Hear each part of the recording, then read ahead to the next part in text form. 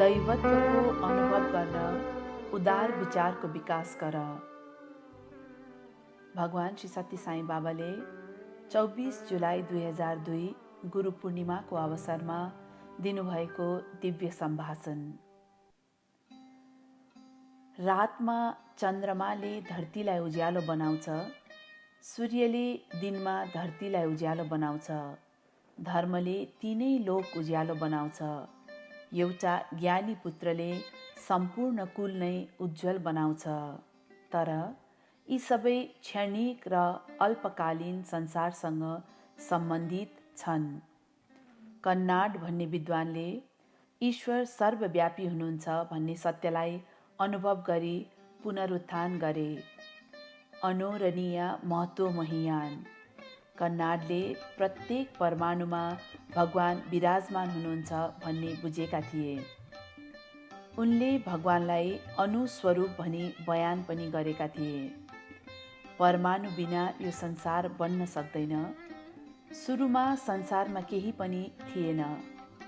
सूर्य, चन्द्र, तारा, पृथ्वी आदि केही थिएनन्। जताततै अन्धकार मात्र थियो। परमाणुहरू मिलेर ठुलो घनत्व भएको सारो वस्तु बन्यो। फलस्वरूप धेरै ताप उत्पन्न भयो। अचानक त्यो वस्तु ठुलो आवाज निकालेर पड्क्यो र टुक्रा टाक्री भई यत्रतत्र छरियो। यस्तो किसिमबाट सृष्टिको सुरुवात भयो। यो पनि कन्नाडले अनुभव गरेका थिए। विस्फोट हुँदाखेरि निस्केको आवाज नै प्रणव थियो। त्यो सुरुको आवाज नै ओमकार थियो। प्रणव ध्वनि सर्वव्यापी छ। यो परमाणुबाट उत्पन्न भएको हो। यस सिर्जनामा परमाणु बाहेक अरूको केही हात छैन। मानिसले कसरी यो बुझ्न र अनुभव गर्न सक्छ त? यो नै कन्नाडको शोधको विषय थियो। आखिरमा उनले प्रणवको सिद्धान्तलाई बुझी छाडे। मोक्ष प्राप्तिको लागि मानिसले यही सुरुको आवाजलाई अनुसरण गर्नुपर्छ। सुरुको आवाज प्रणव वास्तवमै दैवत्वयुक्त छ, जुन ज्यादै गहिरो र ज्यादै अपरिमेय छ। यो सर्वव्यापी छ र चिरस्थायी रहिरहन्छ।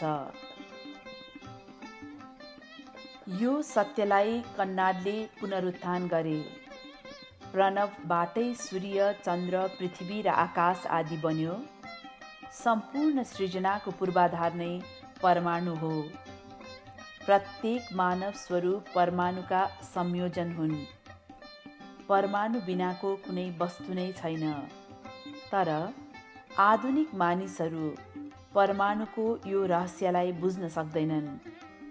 उनीहरू हाम्रा पौराणिक ऋषिहरूको शिक्षालाई कथाको रूपमा मात्र हेर्छन् र खिसी गर्छन्। उनीहरूसँग पौराणिक सनातन संस्कृतिको पवित्रता बुझ्ने खुबी र क्षमता छैन। आफै भित्र रहेको यथार्थता बुझ्ने खुबी उनीहरूमा छैन। उनीहरू पौराणिक ऋषि र महान आत्माको शालिग सम्मानपूर्व राख्दछन्, तर उनीहरूले दिएको शिक्षालाई बुझ्न र साधना गर्न असमर्थ छन्। उनीहरूले तिनीहरूको स्वरूप बाहिर राख्नु जरुरी छैन, बरु हृदयलाई परिवर्तन गरी तिनीहरूको शिक्षा अवलम्बन गर्नुपर्छ। कन्नाड कुन समयका थिए त? 20,000 वर्षअघि मानिसहरू कन्नाड र उनको शिक्षालाई खुबै प्रशंसा गर्थे। कन्नाडले हाइड्रोजन र अक्सिजनको सिद्धान्त बुझेका थिए। वैज्ञानिकहरूले हाइड्रोजनले आगोको सिद्धान्त र अक्सिजनले पानीको सिद्धान्तको प्रतिनिधित्व गर्छ भन्ने कुरा पत्ता लगाए।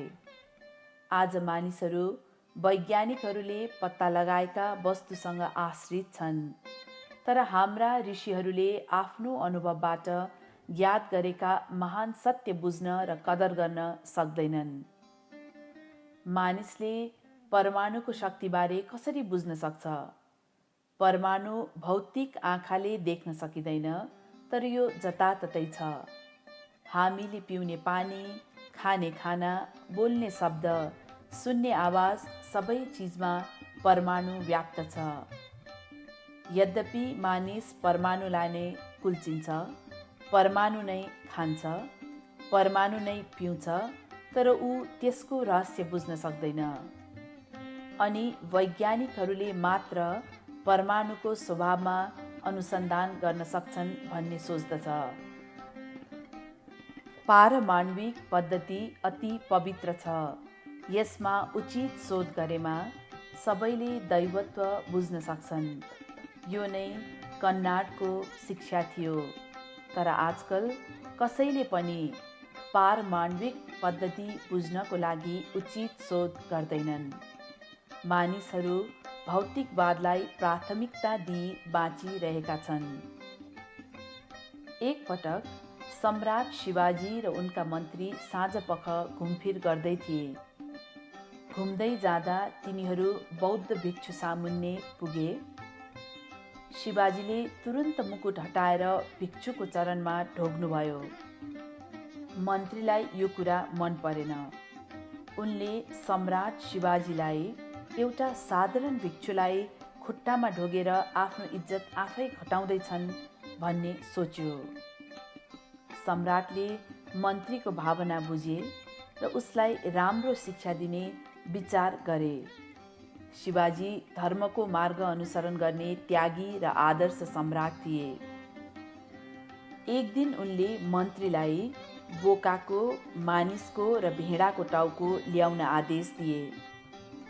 उसले बोकाको र भेडाको टाउको खोज्यो अनि चिहानमा गई मरेको मानिसको टाउको काटेर ल्यायो। उसले ती टाउकाहरू सम्राटको सामु लग्यो। शिवाजीले उसलाई ती टाउकाहरू बजारमा बेच्ने आदेश दिए। बोका र भेडाको टाउको तुरुन्तै बिक्री भयो, तर मानिसको टाउको किन्न कोही अघि सरेनन्। सम्राटलाई यो कुरा जानकारी गराइयो अनि उनले कसैलाई उक्त टाउको सित्तैमा दिन आदेश दिए। मन्त्रीले मानिसको उक्त टाउको बजारमा लिएर गयो र केही दिनसम्म सित्तैमा लिने व्यक्तिको प्रतीक्षा गरिरह्यो। उसको भरमग्दुर प्रयासबाट पनि कसैले त्यो टाउको लिने इच्छा गरेन। यो कुरो सम्राटकोमा जाहेर गरियो। सम्राटले भने, मन्त्री, मैले भिक्षुको चरणमा ढोग्दा तिमीले ठिक मानेका थिएनौ। अब तिमीले हामी मरेपछि हाम्रो टाउको पनि यस्तै हालत हुन्छ भन्ने कुरा बुझ्यौ त? यसको अलिकति पनि मूल्य छैन। यसकारण महान आत्माको अगाडि निहुरिँदा हामीले पापबाट मुक्ति पाउँछौँ। धन र पद अल्पकालीन हुन्। सत्य र धर्म मात्र मानिससँग रहिरहन्छ र यसैले जीवनमा मुक्ति प्रदान गर्छ। शरीरभित्र सोहम रहुन्जेल मात्र शरीर रहन्छ। त्यो नै प्रणव हो।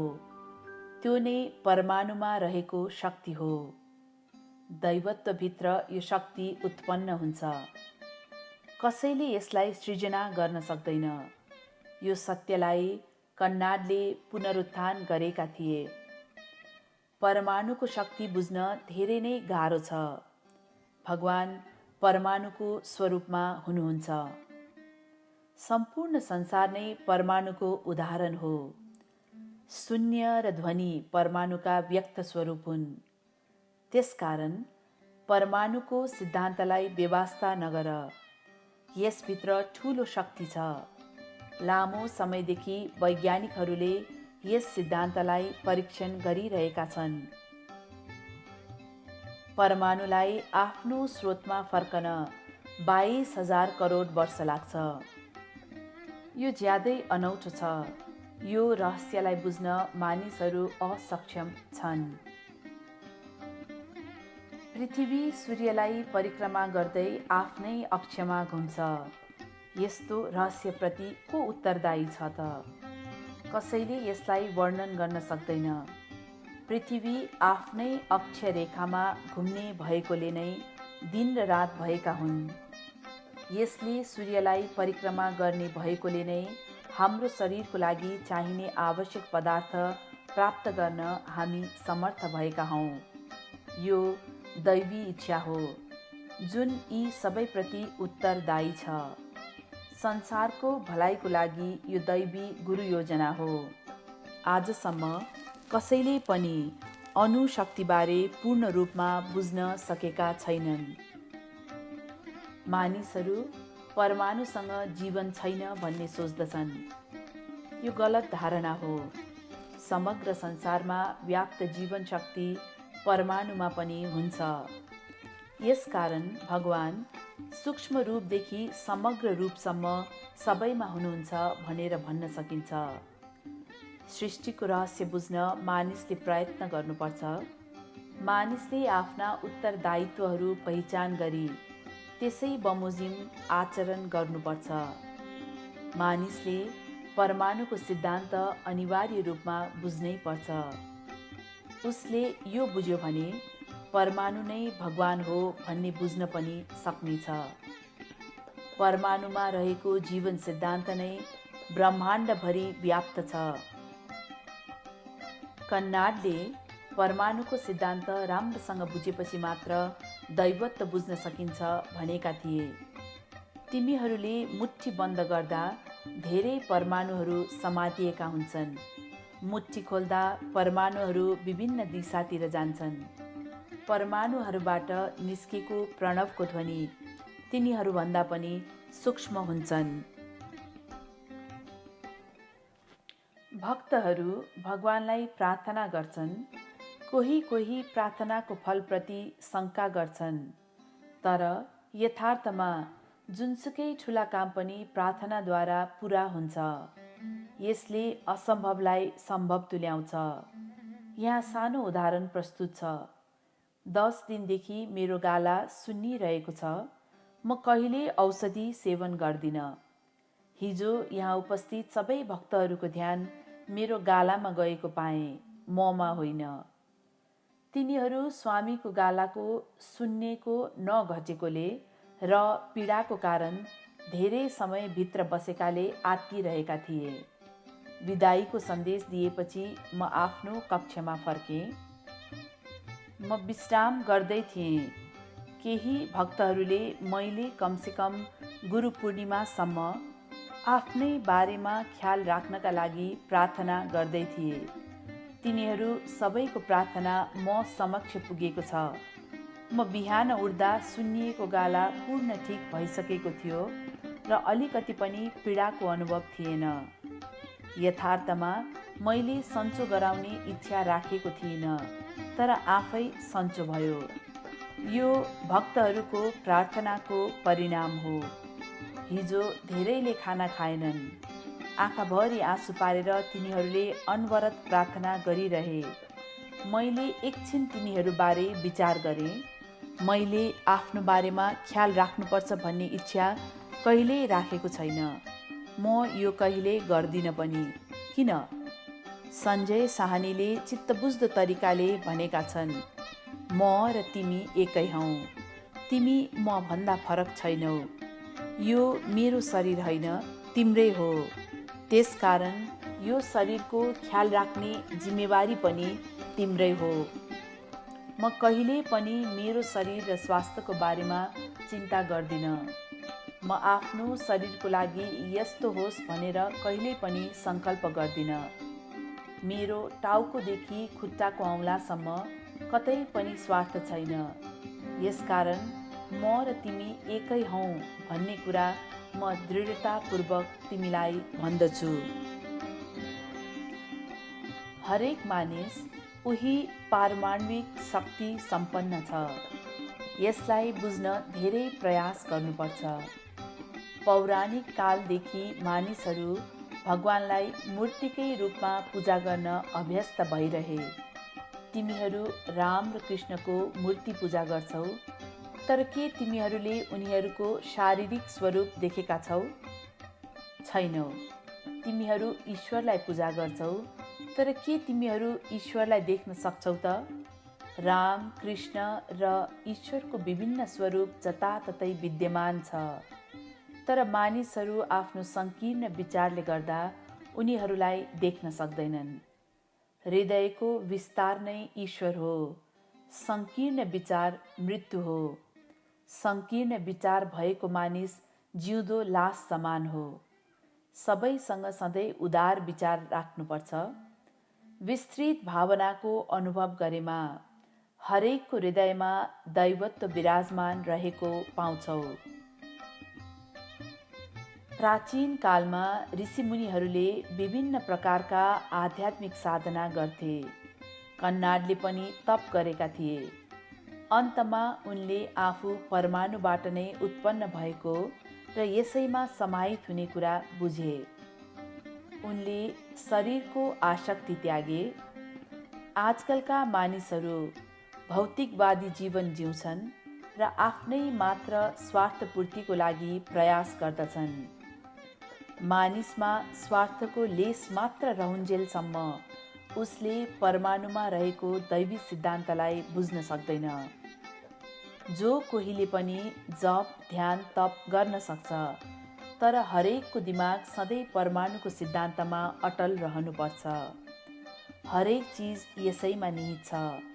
हाम्रो शरीर, दिमाग, चेतना आदि सबै दैवी तत्त्वको प्राक्ट्य रूप बाहेक अरू केही पनि होइन। भगवानले आफ्ना भक्तहरूको प्रार्थना पक्कै पनि सुन्नुहुन्छ। केही मानिसहरू आफ्नो प्रार्थनाको कारणले भगवानलाई असजिलो हुन्छ कि भनेर प्रार्थना गर्न हिचकिचाउँछन्। त्यसो सोच्नु गलत कुरा हो। कुनै पनि अवस्थामा भगवानलाई असजिलो पर्दैन। भगवानलाई भक्तको खुसी नै आफ्नो खुसी लाग्दछ। भौतिक वस्तुले तिमी खुसी हुन्छौ भने मेरो खुसी आत्मतत्त्वसँग सम्बन्धित छ। थोरै भए पनि उपहार प्रेमयुक्त छ भने म ज्यादै खुसी हुन्छु। तिमीले अर्पण गरेको सानोभन्दा सानो उपहार पनि प्रेमले भरिपूर्ण छ भने मलाई अति ठुलो लाग्छ। तिमी भने ठुलो अनुग्रह पाएर पनि सन्तुष्ट छैनौ। प्रेम स्वरूपहरू। गुरु पूर्णिमाको अर्थ के हो? गुरु उही हो जसले देवत्वको बाटो देखाउँछ। पूर्णिमाले चन्द्रमाको मधुर प्रकाश दिन्छ। पूर्णिमाले पूर्ण प्रदीप्त मनको प्रतिनिधित्व गर्छ। यो स्वच्छ र अवगुण रहित हुन्छ। मनमा अलिकति मात्र दाग रहे पनि यसले अँध्यारोतर्फ धकेल्छ। यसले तिमीहरूलाई पूर्णानन्द दिन सक्दैन। दैवी प्रेमको प्रकाशले तिम्रो हृदय भर। किताबबाट मात्र आर्जन गरेको ज्ञान व्यर्थ छ। तिमीले जे पढ्यौ त्यो समग्र ज्ञानको एक अंश मात्र हो। अझै पनि तिमी यसमै घमण्ड गर्दछौ। तिम्रो सांसारिक शिक्षा दैवी ज्ञानको तुलनामा ज्यादै तुच्छ छ। तिमीले सिकेका शिक्षा, बल र धनबाट भगवान प्राप्त गर्न सक्दैनौ। प्रेमबाट मात्र भगवान प्राप्त गर्न सकिन्छ। तिमीले प्रेमलाई बढाएर मात्र यसको अनुभव गर्न सक्छौ। भक्तिको अर्थ भगवानमा पूर्ण समर्पण रही प्रेम गर्नु हो। यस गुरु पूर्णिमाको अवसरमा तिमीहरूले के बुझ्न खोजेका छौ त? तिमीले भगवान तिमीभित्रै, तिमीसँगै, तिम्रै वरिपरि, तिम्रो माथि तल जताततै हुनुहुन्छ भन्ने कुरा बुझ्नै पर्छ। यथार्थमा तिमी आफै नै भगवान हौ। सर्वप्रथम यस सत्यलाई बुझ। असीम इच्छा बटुलेर माग्ने नबन। आफ्नो कर्तव्य पूर्ण इमान्दारी साथ पुरा गर। यो नै सही साधना हो। तिमी अफिसमा हुँदा अफिसको मात्र काम गर। पारिवारिक कुराहरूबारे नसोच। यस्तै गरी तिमी घरमा हुँदा आफ्नी श्रीमती र बच्चाहरूको विषयमा ध्यान देऊ। आफ्नो घरलाई अफिस नबनाऊ। तर आजकल अफिसको धेरै कामले गर्दा मानिसहरू अफिसको काम पुरा गर्न कागजात घर लिएर आउँछन्। तिनीहरू अफिसको काम र घरको काम, व्यापारिक र आध्यात्मिक कुराहरू एकैचोटि गर्न खोज्दछन्। त्यसैले गाह्रो अनुभव पनि गर्छन्। हिरण्याक्ष र हिरण्यकशिपु ठुला वैज्ञानिक थिए। आधुनिक वैज्ञानिक चन्द्रमासम्म मात्र पुग्न सकेका छन्, तर हिरण्यकशिपुले सूर्यसम्मको यात्रा गरेको थियो। उसले ध्रुव तारा पनि छोयो, त्यसै कारण दुःख पनि पायो। जो कोही पनि ठुलो वैज्ञानिक बन्न सक्छ, तर सीमा नाग्नेले दुःख पाउँछ। दैवत्व प्राप्त गर्न साधुहरूले निरन्तर प्रयास गरे। हरेकले दैवत्व प्राप्त गर्न उदार विचारको विकास गर्नुपर्छ। मानिस मर्छ तर मन मर्दैन। जो कोहीले पनि आफ्नो जीवनभरि जे गर्छ त्यो नै उसको मनमा अङ्कित रहन्छ र अर्को जन्ममा त्यही लिएर आउँछ। कसैले पनि मनको प्रकृति बुझ्न सक्दैन। कोही आफ्नो दुःखको अन्त्य गर्ने एकमात्र बाटो आत्महत्या नै हो भनेर सोच्छन्। तिनीहरू सोच्छन् हाम्रो दुःखको कारण यही मन हो, यसको अन्त्य गर्नुपर्छ। यो झन् ठुलो पाप हो। मनलाई यति सजिलै मार्न सकिँदैन। यस्तो निम्न स्तरको तुच्छ विचार आउन दिनु हुँदैन। धैर्यपूर्वक हरेक दुःखको सामना गर्न तयार हुनुपर्छ र आफ्नो जीवन पवित्र तुल्याउन कडा मेहनत गर्नुपर्छ। प्रेम स्वरूपहरू, आत्मा भगवान हो र भगवान नै आत्मा हो।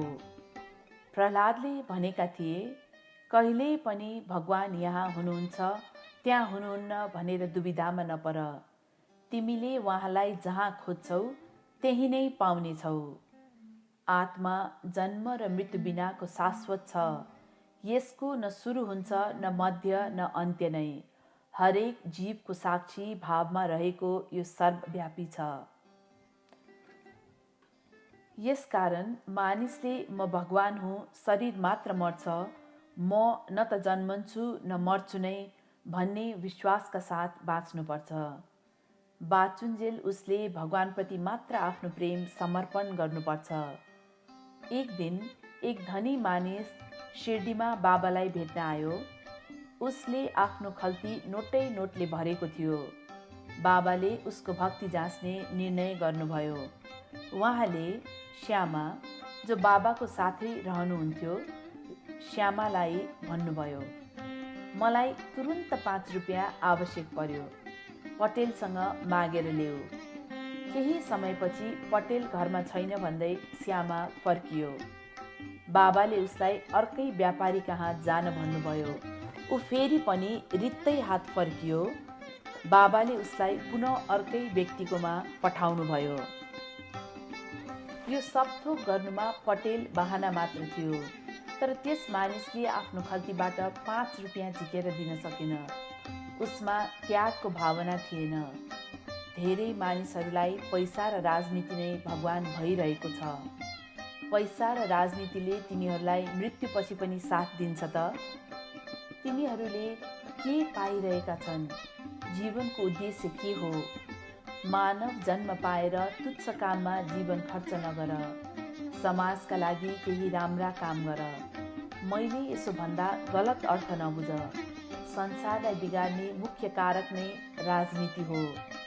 साना केटाकेटीहरूको विचार समेत राजनीतिले दूषित पारेको छ। दिन प्रतिदिन झगडा र खलबली मच्चिँदैछ। श्रीमान र श्रीमतीमा पनि मेल छैन। स्वतन्त्रता अघि पनि मानिसहरूले यति धेरै दुःख सहेका थिएनन्। पहिला गोरा र काला जाति बीच झगडा हुन्थ्यो, अहिले कालाहरू आफू बीच झगडा गरिरहेका छन्। मानिसहरूले चाहेको यो बिल्कुल होइन। खराब गुण त्याग र असल विचारको विकास गर। प्रेमले जीवन भरिपूर्ण बनाऊ र जीवनको अन्त्य प्रेमद्वारा नै गर। यो नै सच्चा मानव जीवन हो। उपनिषदहरूले मानव जीवनलाई मूल्यवान मानेका छन्। मानव त्यो हो जसले प्रेम र आदर गर्न जानेको हुन्छ। मानिसले जसरी सुखलाई स्वागत गर्छ त्यसरी नै दुःखलाई पनि स्वागत गर्नुपर्छ। चिनिया भाषामा एउटा उखान छ, समस्याहरू हाम्रा मित्रहरू हुन्, उनीहरूलाई स्वागत गरौँ। दुःखबाट पाएको जस्तो खुसी केहीबाट प्राप्त गर्न सकिन्न। न सुखत लभ्यते सुखम, सुखबाट सुख लिन सकिँदैन। धेरै मानिसहरू आफूलाई धेरै दुःख परिरहेको कुरा म कहाँ आएर पोख्छन्। तिनीहरू देखेर मलाई हाँसो उठ्छ। म दुःख र कष्ट भनेको के हो जान्न चाहन्छु, तर कतैबाट पनि दुःख र कष्ट मेरो नजिक आउन सक्दैन। म भक्तहरूलाई भनिरहन्छु, तिमीहरू दुःखदेखि पराजित नहौ। मैले दुःखका लागि कुनै मौकै दिएको छैन। यो शरीर 77 वर्षमा लाग्दैछ। आजका दिनसम्म मैले एक क्षण पनि दुःखको अनुभव गरेको छैन। मानिस आनन्दका लागि लालायित हुन्छ। ऊ स्वयं आनन्द स्वरूप हो। आनन्द नै उसको सच्चा धन हो। यसो हुँदाहुँदै पनि उसले दुःखलाई किन ठाउँ दिइरहन्छ त? यसको कारण हो उसले आफ्नो यथार्थ स्वरूप बुझेको छैन। सांसारिक सम्बन्ध बन्छ र बिग्रन्छ, तर प्रेम आउँछ र बढ्दै जान्छ। प्रेम स्वरूपहरू, आजैका दिनदेखि जति सक्छौ सांसारिक सम्बन्धलाई घटाउने कोसिस गर। खुसी रहौ र अरूलाई पनि खुसी बनाऊ। कसैलाई चोट नपुर्याऊ। दुःख छिनछिनमा स्वरूप बदलिने बादल जस्तै हो। तिमीहरूले पारिवारिक सम्बन्ध बनाएका छौ, त्यसैले केही चिन्ताहरू पनि हुने गर्छन्, तर तिनीहरूद्वारा अस्थिर नबन। तिमीले खुला आकाशमा हेर्दा बादलहरू पाउँछौ। यसरी नै तिम्रो हृदय आकाशमा आसक्तिका बादलहरू छन्। तिनीहरू आउँछन् र जान्छन्। तिनीहरूको बारेमा चिन्ता नलेऊ। चिन्ताको रूप कस्तो हुन्छ? यो दिमागद्वारा उत्पत्ति गरिएको डर मात्र हो। यो तिम्रो कल्पनाको फल हो। हरेक मानिसलाई दुःख र हारको सामना गर्नु परिरहेको हुन्छ। हामीले तिनको साहसका साथ सामना गर्नुपर्दछ। शिवाजीले आफ्नो मन्त्रीलाई पढाएको पाठ सम्झौँ। प्राण रहन्जेल शरीरको सम्मान हुन्छ। प्राण उडेपछि शरीरको महत्त्व हुँदैन। दुर्योधनले अन्तिम अवस्थामा यस्तै भनेका थिए। उनले भनेका थिए, जबसम्म म जिउँदो रहन्छु तबसम्म मेरो सम्मान हुन्छ। भोलि काग र कुकुरहरूले मेरो शरीरमाथि रजाइँ गर्नेछन्। जे हुनु छ त्यो हुन्छ। जबसम्म तिमी जीवित रहन्छौ, आदर्श जीवन बाँच। आफूभित्र दैवत्वको अनुभव गर, अनि मात्र तिमीले सच्चा मानव जीवन बिताउँछौ। आज मानिसहरू विशुद्ध भौतिकवादी जीवन जिउँदैछन्। ठिक्क मात्रामा यो पनि आवश्यक छ। याद गर, गृहस्थ जीवनमा पनि मुक्तिको मार्ग हुन्छ। आजको गुरु पूर्णिमाको दिनदेखि तिम्रो हृदय पवित्र बनाऊ। जसरी लामखुट्टेले टोक्दा तिमीले त्यसलाई धपाउँछौ, त्यसरी नै आइपरेका समस्याहरू समाधान गर्ने प्रयत्न गर। दुःखमा आत्तिने र सुखमा मात्तिने नगर। समचित्तता बढाऊ र दैवत्व प्राप्त गर्न प्रयत्न गर। गुरु एक मात्र हुन्छन्। भित्री गुरु र बाहिरी गुरु गरी दुई गुरु हुन सक्दैनन्। गुरु त्यो हो जसले सत्यको मार्गमा हिँडाउँछ र जो आफै सत्य स्वरूपा हुन्छ। गुरु र ब्रह्मा, गुरु र विष्णु, गुरुदेवो महेश्वर, गुरु साक्षात् परम ब्रह्म, तस्मै श्री गुरुवे नमः। हे गुरु, हजुर नै ब्रह्मा, विष्णु, महेश्वर साथै साक्षात् परब्रह्म हुनुहुन्छ। यसैले म श्री गुरु महाराजलाई सदैव प्रणाम गर्दछु। तिमी त्रिदेव ब्रह्मा, विष्णु, महेश्वर स्वरूप हौ। यसकारण गुरु तिमी भन्दा भिन्न छैनन्। तिमी हरेक चिज हौ। तिम्रो एकाग्रता लर्खराउनु हुँदैन। आफ्नो लक्ष्य प्राप्तिमा दृढ रहनुपर्छ। विद्यार्थी, ब्रह्मचारी, अभिभावक अथवा सन्यासी, जो भए पनि लक्ष्य एउटै र उस्तै हुन्छ।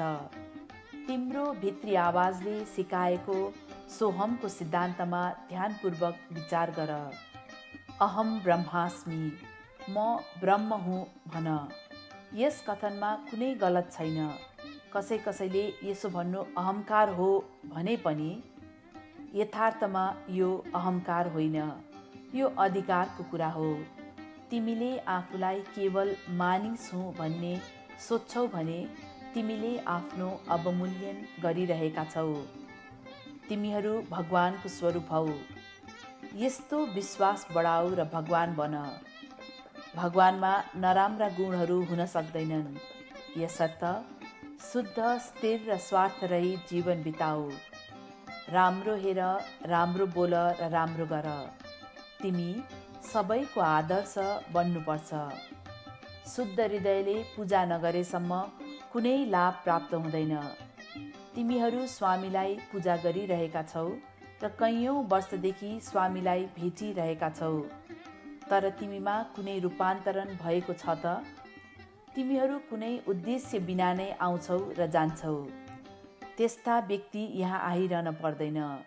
तिमी जहाँ छौ त्यहीँ आफ्नो साधना गर। तिमी यहाँ आउँदा दैवी भावना ग्रहण गर र ईश्वर बन। संसारसँगको आसक्ति कम गर्दै जानुपर्छ। तिमी मर्दा तिमीसँगै संसार जाँदैन।